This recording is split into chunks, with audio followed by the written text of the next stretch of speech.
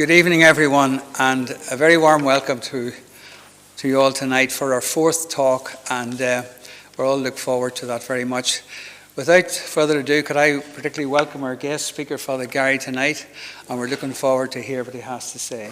John will introduce Father Gary now for us. Thank you. Father Gary, nice to see you here. It's a great pleasure for me to introduce you tonight. As most of us here tonight know Father Gary well, as he deputises for Father Stephen when he's not available. He hails from Fermanagh, just like myself, and as a young man he entered the novitiate of the Passionate Order near Enniskillen. Today Father Gary is a passionate priest based at Holy Cross, Ardoyne. He is presently involved in many initiatives aimed at peace building at both parish and national levels.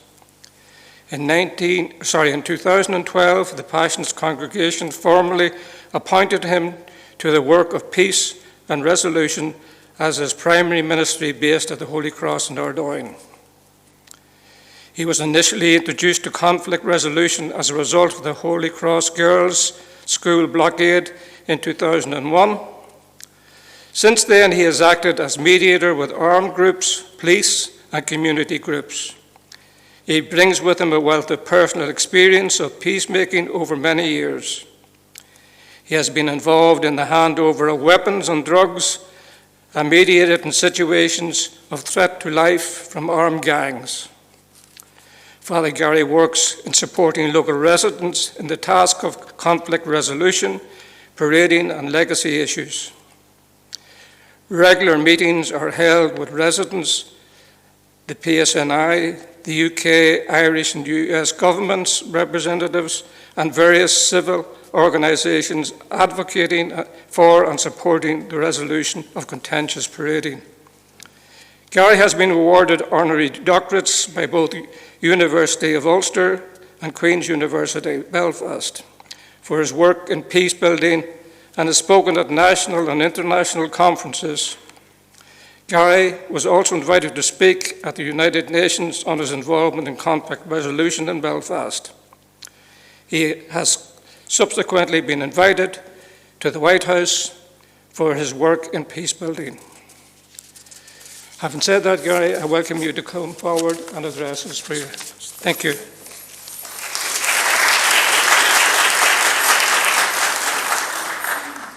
So it's lovely to be with you this evening, and anyone who's joining us on the web, I want to welcome you as well.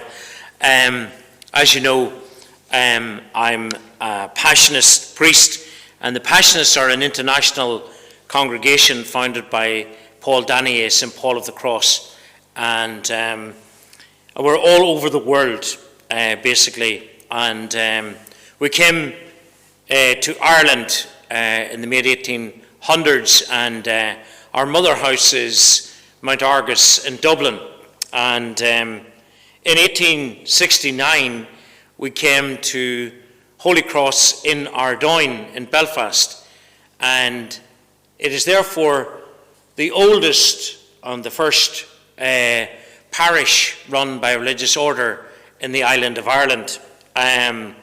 So my work,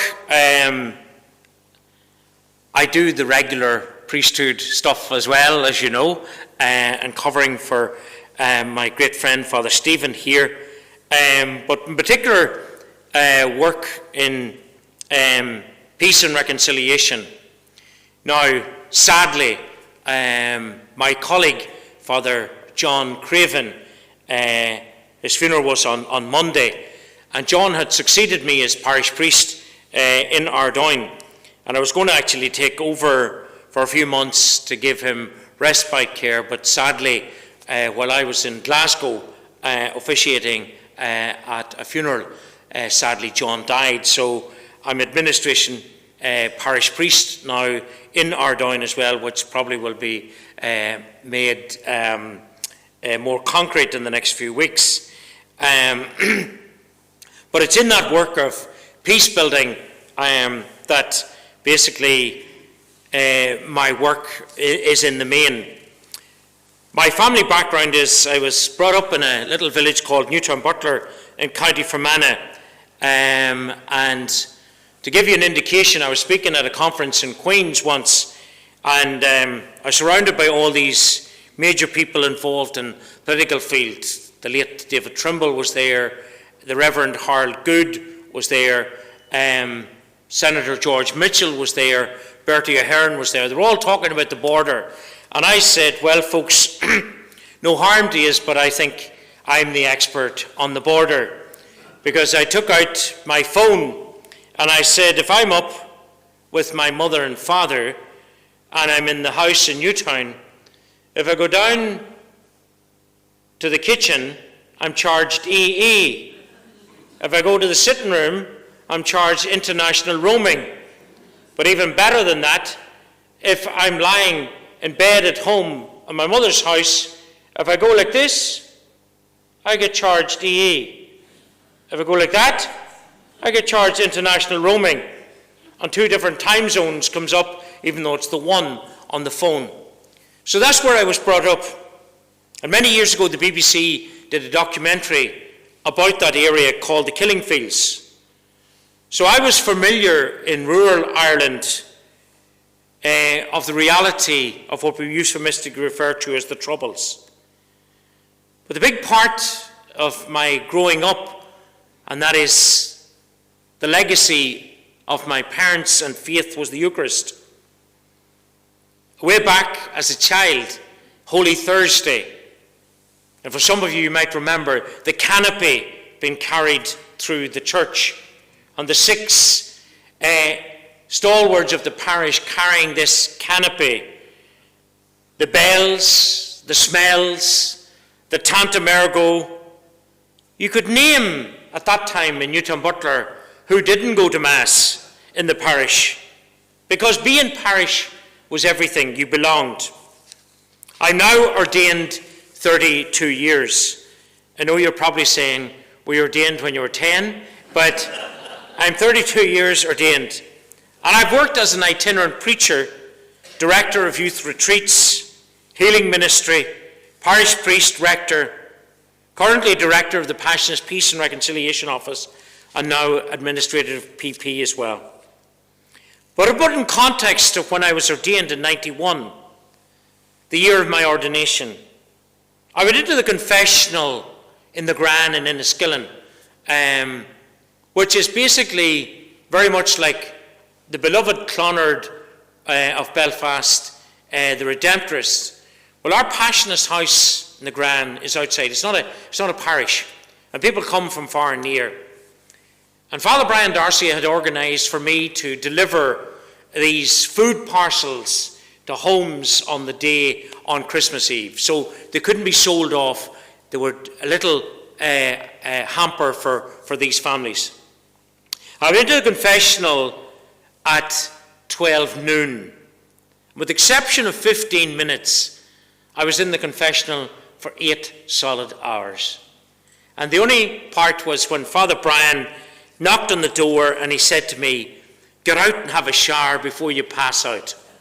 And to give you an indication, that was going full on. At one stage I pulled back the confessional and I said to the person, making it easy for them, I said, "Would you like me to give you absolution? I hope you have a lovely Christmas." And then I realised I was talking to myself. And just when I thought I was going to get a break, then somebody came the far side. So I was given missions and retreats. I loved it. I was living out of a hold all.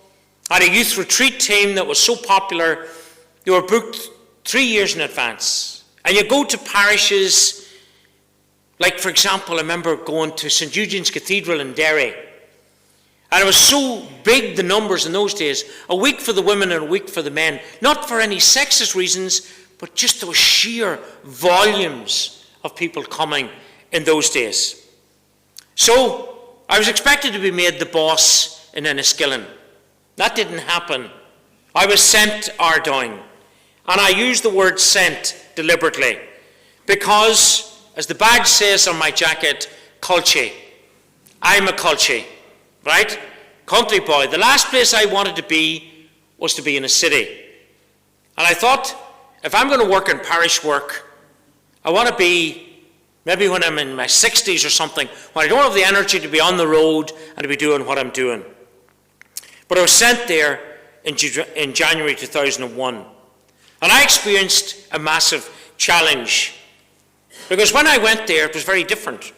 There was a feeling of indifference, isolation, disenchantment. Many felt that they had been ostracized by the church and the community. The notion was that common in the parish, that it witnessed the largest loss of life of any community during the Troubles. When I spoke at the UN, to put it in context, the loss of life in Ardoyne was the equivalent of 50,000 people dying in LA, or 4.2 million people dying in America. Such was the loss. A large section of the community, the church was deemed at best irrelevant, at worst complicit in the neglect in highlighting what they saw as injustices, which then gave rise to militancy. However true that was the perception. And perception becomes reality. A vacuum had been created. People needed to belong. Many took up what was often referred to as the cause, often with an almost vocational-like commitment. On the 19th of June, which is my birthday, so just write that down. 19th of June 2001, what happened was the Holy Cross Girls' blockade. It became one of the most horrific and shameful events in the history of Ireland. But ironically, at a personal level and at a faith level, it's become one of the most inspiring and life-changing events in my life. It's well documented that with my fellow passionist, Father Aidan Troy, we took the position to accompany the girls from Holy Cross Primary School, aged from 4 to 11, to go to school every day. And why did we do that? Because it was solely based on gospel values, inspired by the passionist charism, bringing hope in times of darkness. In the words of Pope Francis, when we walk without the cross, when we build without the cross, and when we profess Christ without the cross, we're not disciples of the Lord. In those times of doubt and fear, whilst living under personal death threats, it was the gospel that inspired and sustained Aidan and I out from black coffee and bacon butties. That's what we survived on. And Cooper's, which is now defunct, cough medicine. I don't know what I think it was made of diesel, petrol, nettles, and something else. Domestos, probably. And when we had the cold, we took it. I don't think it cured the cold, but the pain of it going down made you forget the fact you had the cold in the first place. That sense of being there with these people, suddenly celebrating Mass in the school, took on a whole new sense of loving and serving. As the late Pope Benedict once said, only where God is seen does life truly begin. There's nothing more beautiful than to be surprised by the gospel, by the encounter with Christ. There's nothing more beautiful than to know him and to speak to others of our friendship with him. I spoke to both victims and perpetrators alike, and the only reference being the gospel and the Eucharist. They knew of my friendship with Christ, and that's what led me to them. It was my friendship with Christ. I made no apologies.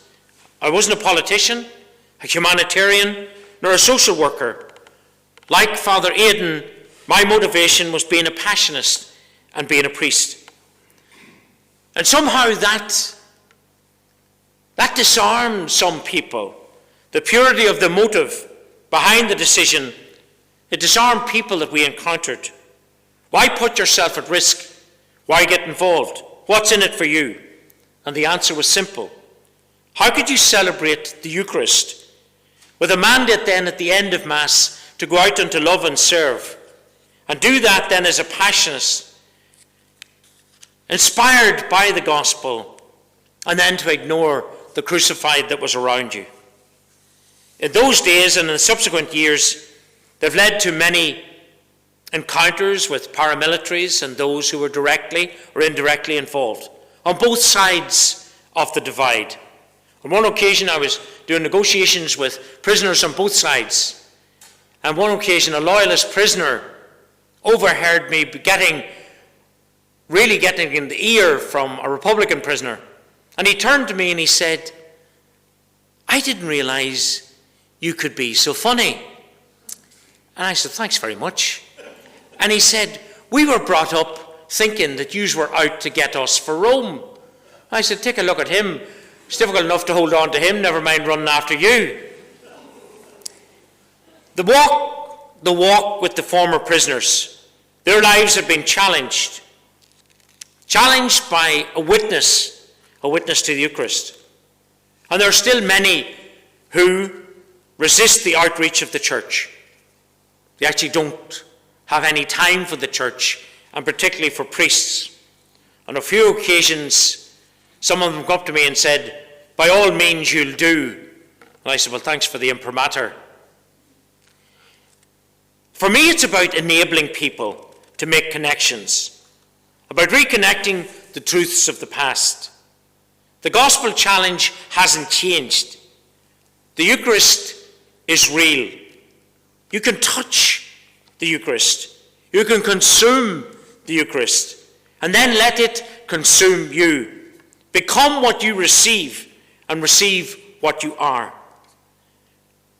St. John Paul II said, "Meet often with Jesus through the Eucharist and the Gospels, because the more you know him, the more you will love him, and he will enrich your whole life."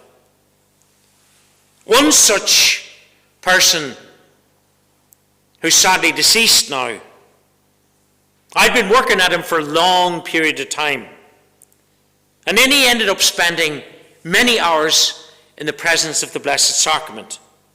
In fact, he went on to help the sisters who used to make the communion breads, and even worked in a homeless hostel. He brought communion to his dying mother on Good Friday on one occasion. But the family found it very hard to accept his conversion. And the community often finds it difficult to welcome back into the fold someone who may have carried a Kalashnikov at one stage and now wants to carry a pyx holding the Blessed Sacrament, bringing communion to the sick, or a book containing the Scriptures. In fact, when I was hit with water cannon 10 years ago, and I had pneumonia, and the Passionists pulled me out and sent me to the School of Applied Theology in Berkeley. Every night in the middle of the night in America, they would ping, my phone would go, and a wee message would come, and it was him. He'd have found some little scripture passage or something from a book about the story of conversion, and he would send that every night to me, which was wonderful, except it kept me awake every night. These people faced the reality of horror and pain that they had once inflicted on others. They now had to coexist in a society struggling to accept the past. He was known to me. He assisted me in decommissioning the type of weapons that he once had in his own possession. They also needed to grieve their lost years, the time incarcerated, the broken families, the grown-up children questioning their failure as parents, the missed birthdays, Christmases, confirmations, Holy Communions. Their experience, that sense of loss.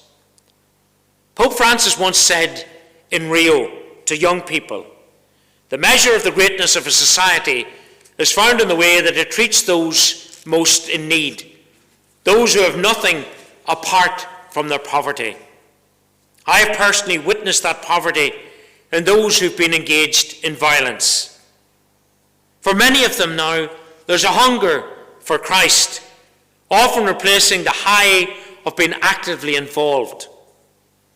One such example is another conversion story. A man reading the story of Thomas Merton or St. Augustine, identifying with the sinner who comes back to God. And when you welcome these people, these outcasts, for the first time, many of them feel accepted, loved, often overcome with a sense of their own unworthiness. And you try to say that you receive the Eucharist not because you're holy, but because you want to become holy, become what you receive. That overwhelming desire to reconnect, to belong, to find a home, the healing power of Christ himself. For many, these people's powerlessness in the face of injustice as they saw it and they perceived it led them to seeking violence as their only option. Many of these women and men spent many hours reflecting on the path they chose. Unfortunately, my perception is many that even within the church and many others whose lives were not directly impacted by injustice didn't give the need or reflection or the condemnation that maybe give them that opportunity in the first place. And rebuilding a reconciled community, the gospel invites all of us to conversion, forgiveness, and mission. Pope Francis tells us, today we need a church capable of walking at people's side, doing more than just listening to them, a church which accompanies them on their journey, a church which realizes the reasons why people leave also contains the reason why they can eventually return. But we need to know how to interpret with courage the larger picture. There was, to illustrate this, on one occasion, when I was confiscating petrol that was going to be used and turned into Molotov cocktails, I was accompanied not by a daily communicant, by a guy who was once described as the most wanted man in Ireland and Britain. The resolution of unresolved conflict calls for people to be prepared to enter into the mess of community tensions. The danger is to settle for the middle ground, where we strive not to cause offence and to be acceptable to all. People who live at a distance from interface can adopt a live and let live approach, and while that is well intentioned, it doesn't address the fundamental issues of sectarianism and division. Living at an interface gives you an awareness of the need to look beyond the presenting issues, such as parades or protests. Become aware of the mess and the hurt that's underneath. Easy solutions that only cover up deep division will never get us anywhere. The gospel demands us not to be antiseptic and distant, but calls us to enter into the mess of human relationships and the community that's sometimes in strife in the name of Christ himself. Pope Francis says the church is meant to be a field hospital addressing the wounds and the mess of human division. When asked again on World Youth Day, Francis said, the church should reflect an impact on a community. Fundamental peacemaking should be a priority. Francis said, I expect a mess. There will be one. I want a mess. I want people to go out. I want the church to go out on the street. I want us to defend ourselves from everything that is worldliness, that is, in a sense, comfortableness, that is clericalism, that shuts ourselves away. Our parishes, our schools, our institutions exist not to feed of themselves, but to go out. What the cross has left in each one of us, you'll see, gives us a treasure that no one else can give. The certainty of the faith of the love that God has for us. A love so great that it enters into our sin and forgives it, enters into our suffering and gives us the strength to bear it. It's a love that enters into death to conquer it and to save us. The cross of Christ invites us to be smitten by his love.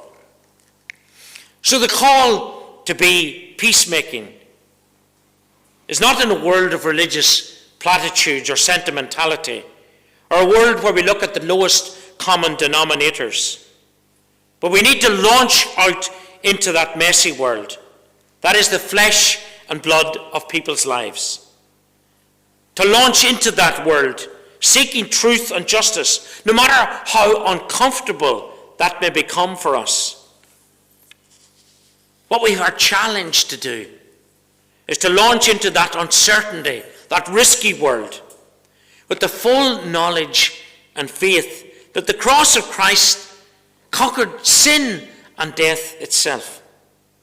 That God's love and mercy is there for all. The story of Christ's passion is the ultimate story of God's love for us. Now, we can all do that in different ways. We're not all meant to be literally at the coalface, but supporting each other in that, being able to be open to the challenges, and in some case, literally praying. Because sometimes we forget to pray. Last week I was in Glasgow, and I was offering Holy Mass, Requiem Mass for a 96-year-old. And some of our family actually come here. And before I left, Monday week, wee Father John Craven described himself as a Nuri Nuck, right? As we would say as culchies, he was the height of 2 clod turf, right? And wee Johnny was as rough a diamond as you would get in a day's walking. He was 53 years with sobriety in his life, a late vocation. But he didn't do antiseptic. He'd come out. Now, if he could have been able to lift and light one of those pews, he would have smoked it. He was one of those professional smokers with the cigarette in here. And he'd come up to you and say, "Hey, boy," you know, that's if he was talking to a woman, you know. He was a rough diamond, but he was the real McCoy. And he'd come in and say, "Hey, boy, we'll watch an old vid, boy. We'll watch an old match." And then the next thing, he'd be in and out and in and out. And he'd go to the Hubin Centre, and he'd meet all the other addicts, and he'd be with them, and he'd be there mixing with them. And I might be known as the priest with the jeans or the priest in the hood, but I could never reach a clientele like him, because if I did go in there, they'd say he's only acting, he's only pretending. Wee Johnny wasn't just down in the hood, he was from the hood. He was right in there. And last Monday night, while he was doing the Novena Mass, he was dying. Now, we didn't know that. And tragically, we had a young woman who took her life outside of our kitchen at the monastery. And then at the same time as Mass was going on, I was dealing with another situation of a similar nature.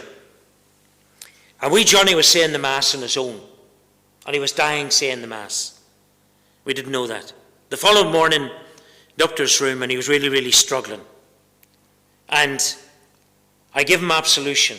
And I sat on the side of the bed, and I talked to him. We got the ambulance, and it went down. I sat down in the matter for about 5 hours with him. At this stage, the oxygen mask was on. And the last contact with him was as he was wheeled past me, I put my thumb up, and this wee weak hand put up the thumb. And that was the last contact with him. He was then, he had to get the ventilator in the matter. And when I went over to Glasgow, I thought he'd be struggling this time this week. But I only went through the door of the house I was staying in Glasgow. It was very poignant because Father Stephen very kindly gave me the use of this church during COVID, because my closest friend in the priesthood, Father Jerry O'Brien, we were a double act together as students. Jerry sadly died in Glasgow at the beginning of COVID. And I said Mass here on my own. It's one of the most difficult experiences I ever had in my life. It's a completely empty church. But his family were watching in the World Wide Web in Glasgow, and again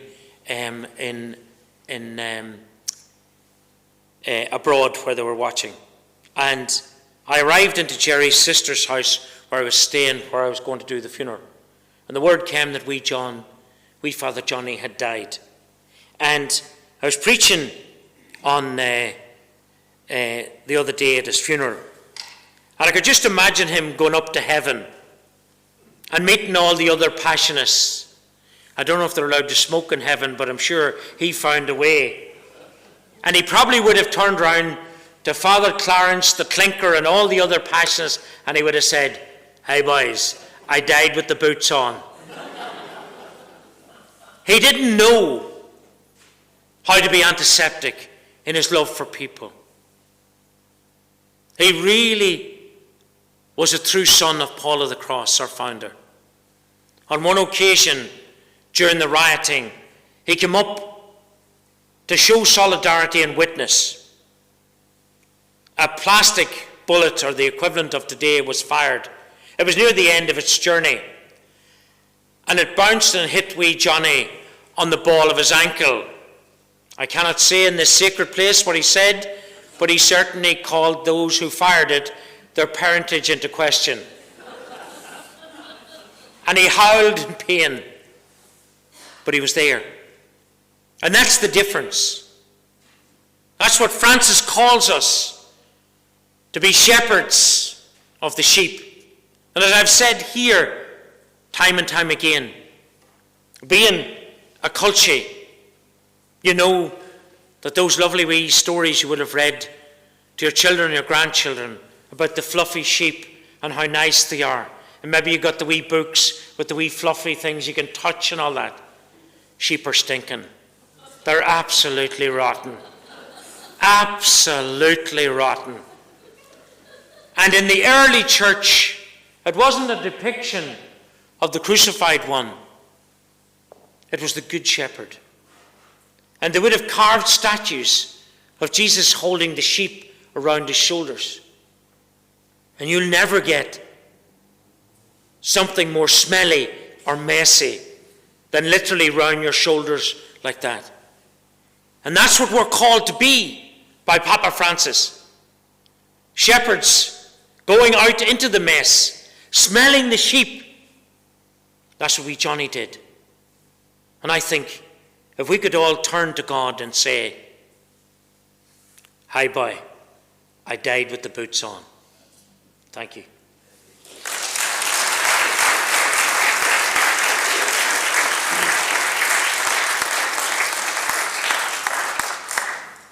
Thank you, Gary. Thank you. Any questions from anyone? Put your hand up and Robert will take the mic to you. Anyone like? We have one over here, Robert.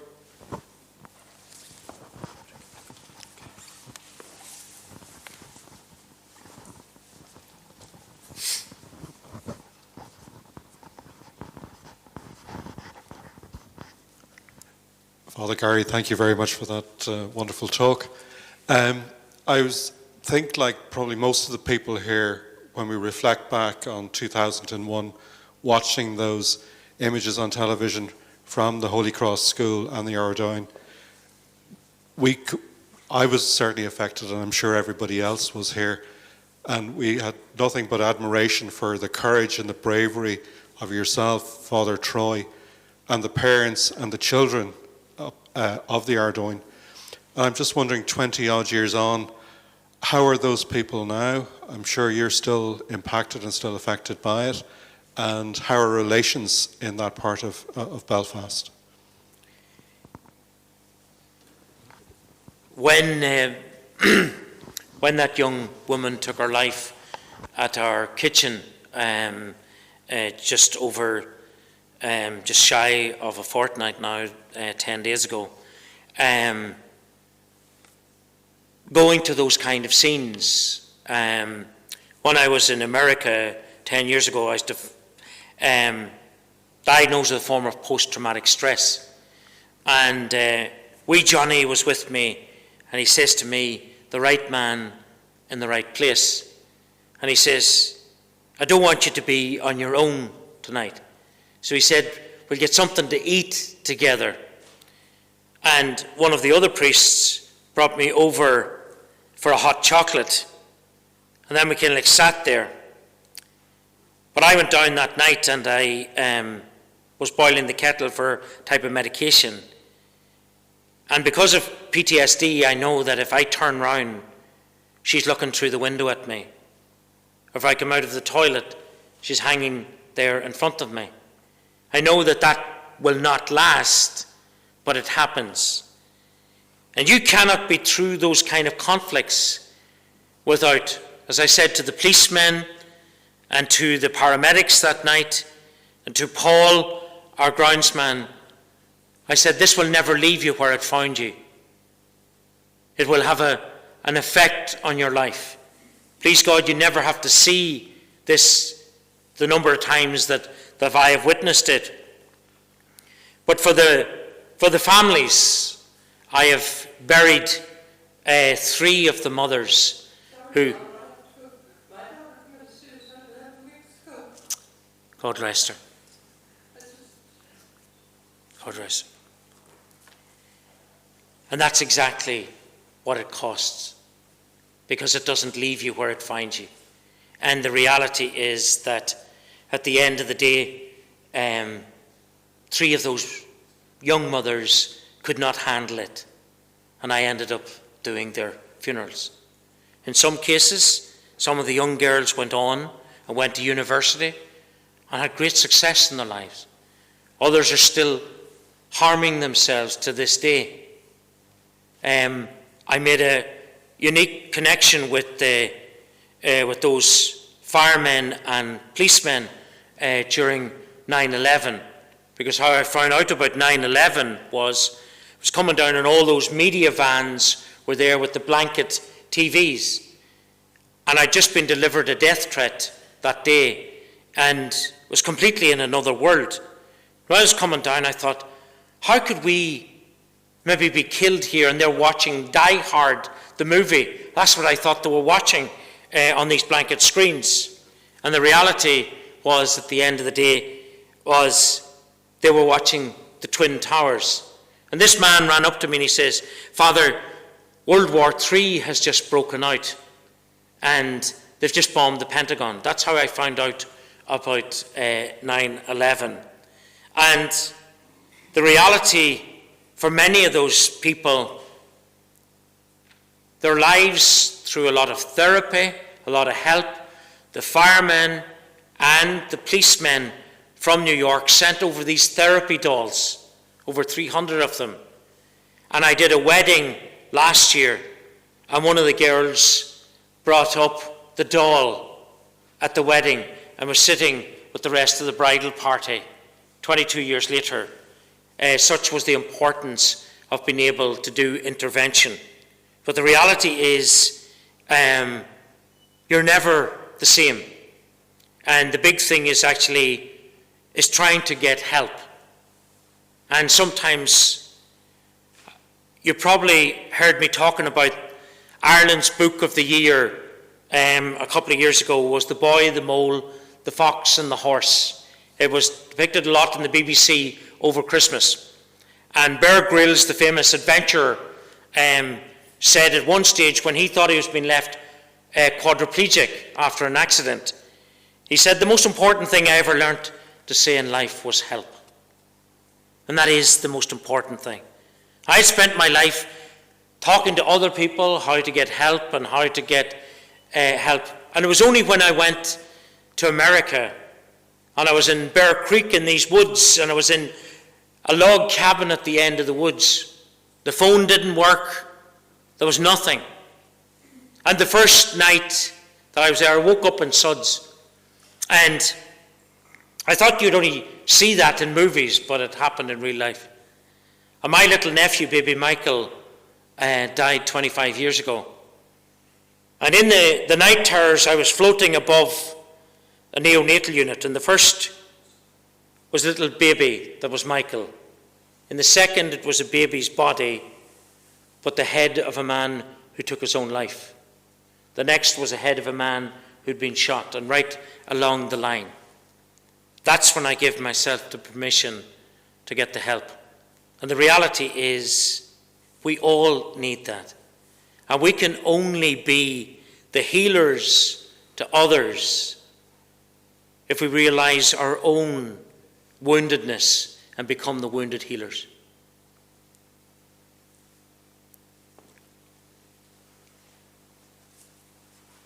Any more questions? You have one here, Robert.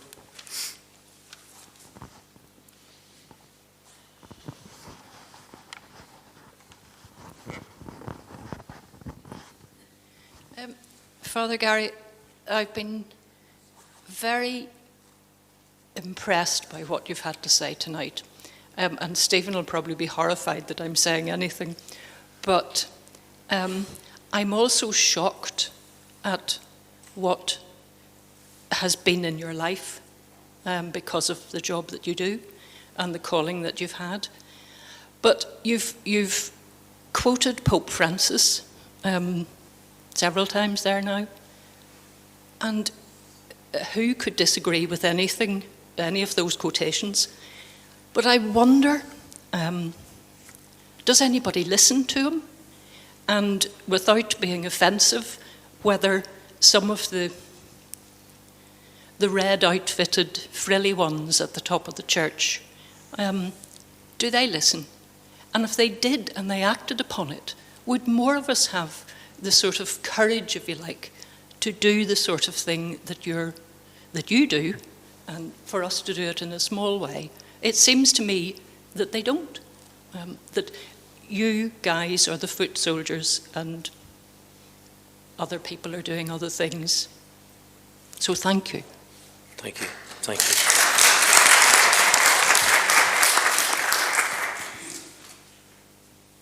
They say that charity begins at home, and we don't go into these situations. Father Stephen, in his work in the prisons, often goes unnoticed.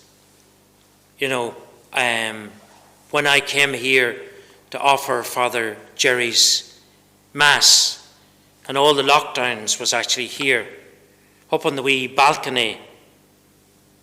He had the socially distanced sandwich and the coffee, and it was up there, and he never know how much that actually meant. It was just the smallest of acts of kindness, because we can't all be at the coalface.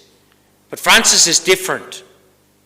Francis is different because of the fact is Pope Benedict, that I, luckily enough, met with my mother and father and I on the canonization of St. Charles of Mount Argus, and he was actually buried on the feast day of St. Charles, was very much of a man of a time and very much of a centralized European church.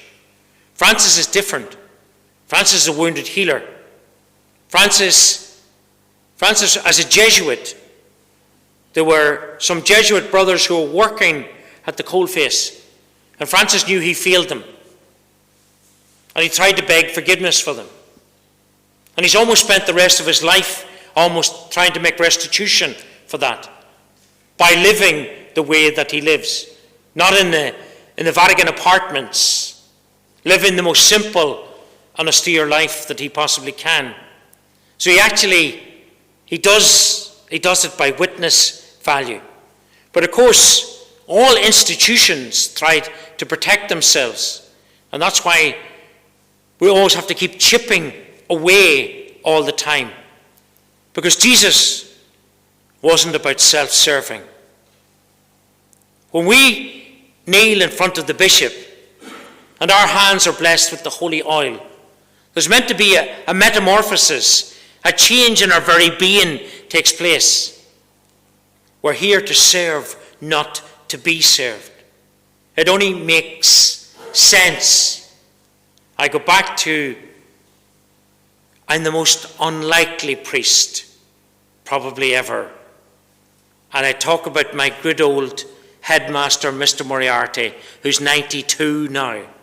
He hit me almost every day I was at school. And if he didn't, he missed me trying to hit me. But the last day we were at school, he lined 6 of us up against a wall. And he came to John Prunty of Prunty Peach. He says, "Prunty, son, what are you going to do?" And John says, "I think I'll drive a digger for the old boy." And he comes to me and he says, "Donegan, son, what are you going to do?" And I says, "I was thinking of the priesthood." He put his head in his hands and he made a groaning noise and he said, "Priest," he said, "you wouldn't make an altar boy." Now I was the least likely one. And God works in mysterious ways. And he works through all of us. Not all of us will be given the opportunities I have or Father Stephen has in the prisons. But we're given that opportunity every single day. One of the acts of kindness is Stephen giving me that opportunity after the guy that was closest to me, and to be able to bring me up onto the balcony. On another occasion, I was very sick, and I couldn't make it back out to Tobawura. I'm going to embarrass him by this. And he was aware of that, and I came out, and I ended up, he brought me up to this room. It was all lovely done out and everything. Beautiful towels, so fluffy, if you'd thrown them up, they wouldn't have come back down again. There was more toiletries than you'd find in Boots. And then the next thing, I could hear him outside my room. And he was waiting for me to fall asleep. And when I did, eventually, he waited for that. What I didn't realize was, it wasn't the guest room, it was his own room. That's the difference.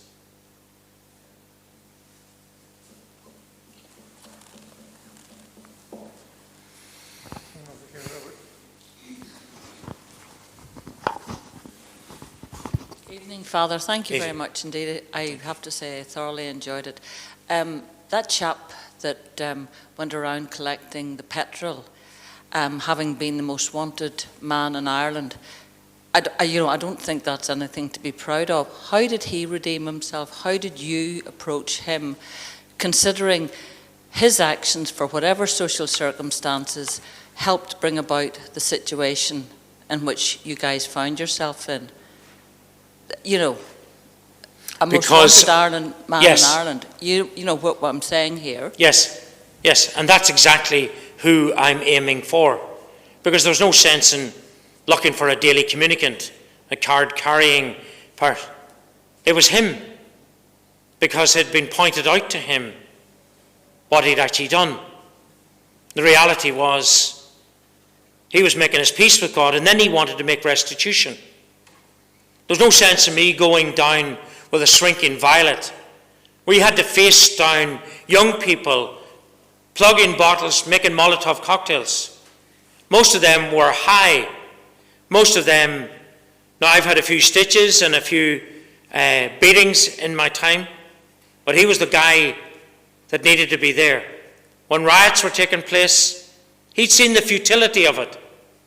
On one occasion, when young people were charging towards Glenbryn, the PUL side of the community, Tommy Gorman, the RT correspondent, was standing there, and a leading politician who had also been involved directly at one occasion was now standing trying to remonstrate with the young people, and they were calling him a turncoat, the new Michael Collins. You had surrendered everything. And Tommy said something that stood with me, or stayed with me.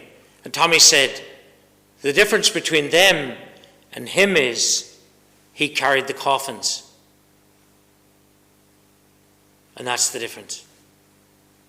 And I can talk to the doves, to the cows come home. It'll make very little difference.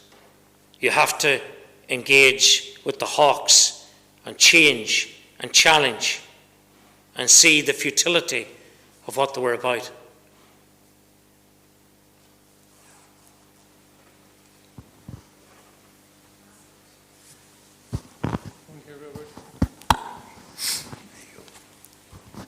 Father, I just have to say that I'm sure everyone's really impressed by what you've gone through as an individual and the trauma that you have suffered.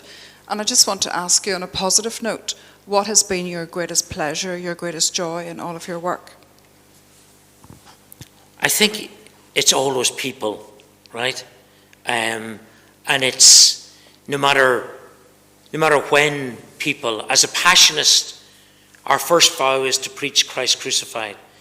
Memoria passionis, to be with the modern day crucified. So that doesn't matter if you are in the neonatal unit and the little girl twin reaches out and touches the wee boy and he loses his battle. And even the consultant is in tears. Or you climb the tower of Holy Cross Church after young Barney Kearns, who's taken his life. Or you're up with Frankie Mulholland, who's been murdered at the Horseshoe Bend. Or you're having the joy of baptizing a little one over here. Or you're involved in Holy Mass. Or it's all about people. And we exist for one reason, and that is to love. We are in the main conceived in love. And our single vocation is to love. That mandate that used to be at the end of Mass, go in peace to love and to serve each other. The funeral today out in Camlock was a guy who was at primary school with me. In 6 weeks' time, he was due to celebrate his 60th birthday. He was a year older than me. And a fortnight ago he said, if anything ever happens, I'd let Gary do the funeral. Weirdly, look what happens. But when you were there with the family today, you could touch them in a way that only God could give you that opportunity to actually do that. And we've got that. We have that chance every day of our lives to be able to do that. We, Father John, for 5 hours, there was a width of a wall between the two of us. But he knew I was on the other side of the wall. And when he came out and the wee hand went up, the wee thumb went up, he knew that I'd been there. But I was there because he'd been there for so many himself.